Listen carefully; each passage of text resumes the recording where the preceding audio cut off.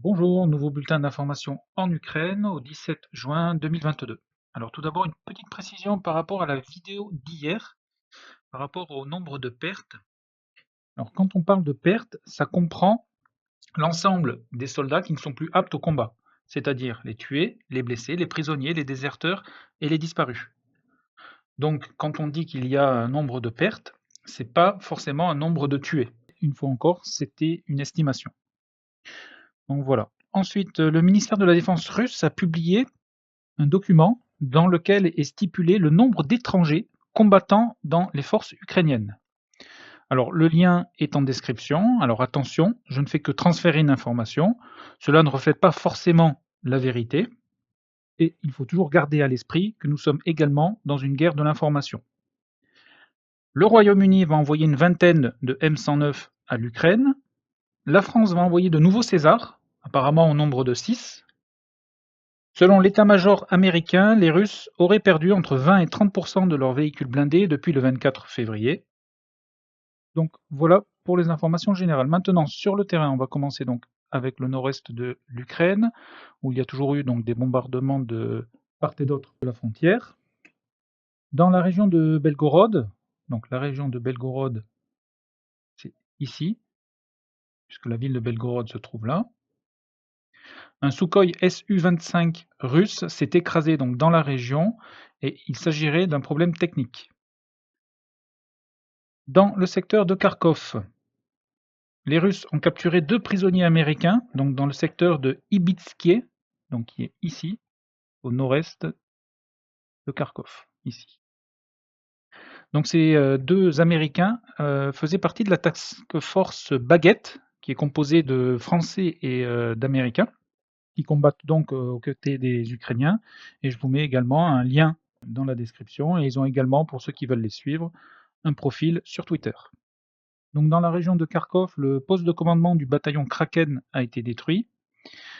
Des explosions ont retenti dans la ville de Kharkov, donc ici, et également donc les villages russes à la frontière, toujours dans cette région de Belgorod, ont été bombardés, donc ici dans ce secteur. Pas de nouvelles informations sur le secteur de Stary Saltiv ces dernières 24 heures, si ce n'est que Rubizhne, qui était sous contrôle russe, est maintenant de nouveau disputé. Nous allons maintenant nous rendre dans le secteur de Izium, donc je vais dézoomer pour vous montrer. Donc ici on a Kharkov, et Izium c'est ici. Donc les combats continuent dans la forêt à l'ouest d'Izium, donc ici dans ce secteur. Donc côté ukrainien, ce n'est pas une grande offensive, ce sont davantage de petits groupes qui se sont infiltrés ici, donc de l'autre côté du Donetsk, et qui progressent donc dans la forêt en direction d'Izium. On continue sur la ligne de front.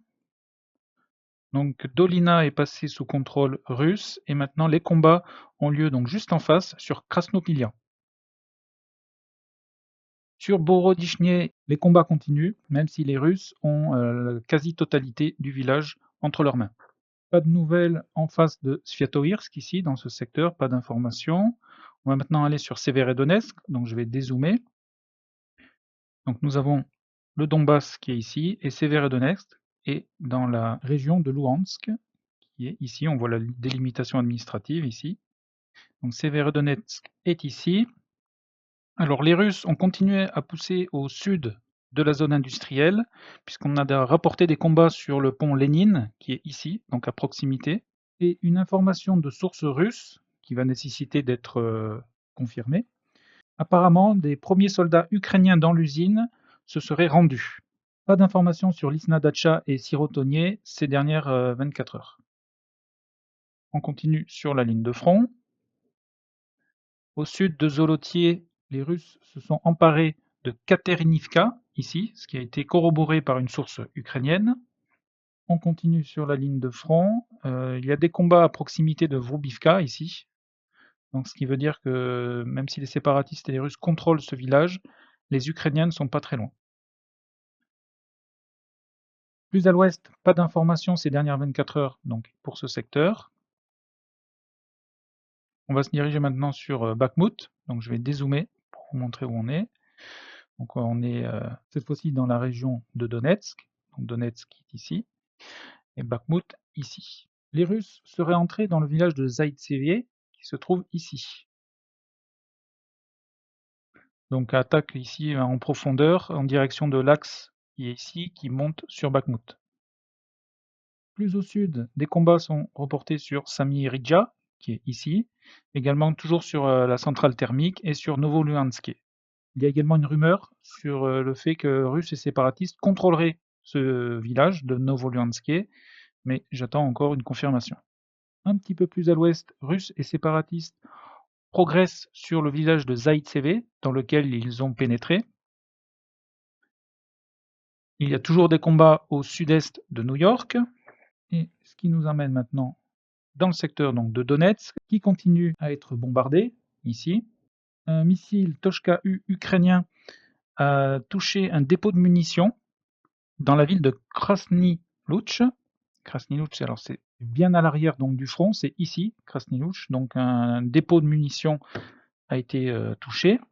Ensuite, donc, on revient sur Donetsk, les forces aérospatiales russes ont bombardé donc New York, qui se trouve ici, Avdivka, qui se trouve ici, et enfin Pobeda, qui est dans le secteur de Marinka, qui est ici.